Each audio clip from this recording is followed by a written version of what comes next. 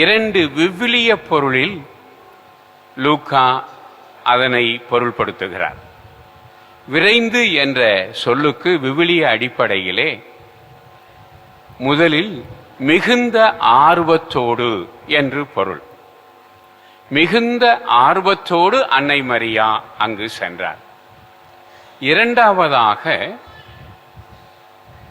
இறை திரு வெளிப்பாட்டிற்கு பணிந்து என்று பொருள். இறை வெளிப்பாடு எங்கே நிகழ்கிறது?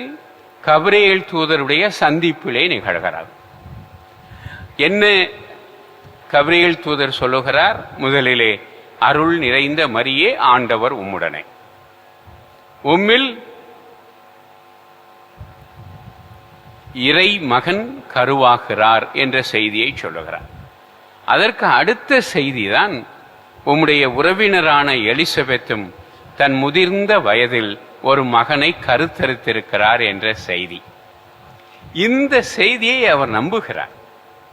வழக்கமாக பெண்களை பொறுத்த அளவில் இளமையில் குழந்தைகளை கருக்கொள்ள வேண்டும். முதுமையில் குழந்தைகளை பெற்றெடுப்பது என்பது ஆசீர்வாதம் அல்ல. எனவே எலிசபெத் அம்மாளை பொறுத்த அளவிலே அவர் 2 முறை சபிக்கப்பட்டவராக இருந்தார் என்று விவிலிய அறிஞர்கள் கூறுகிறார்கள். அவர் ஒன்று இளமையில் குழந்தையை பெற்றெடுத்திருக்க வேண்டும். அவருக்கு இளமையில் அந்த பாக்கியம் கொடுக்கப்படவில்லை.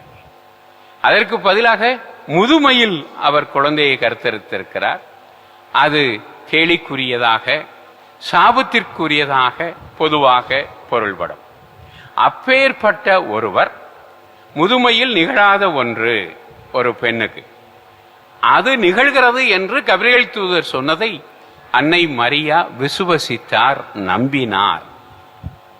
அதுதான் இங்கே தரப்படுகிற முக்கியமான செய்தி.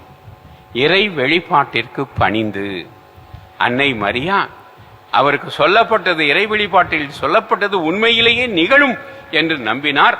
எனவே அங்கு செல்கிறார். இதுதான் அன்னை மரியாவினுடைய சிறப்பு.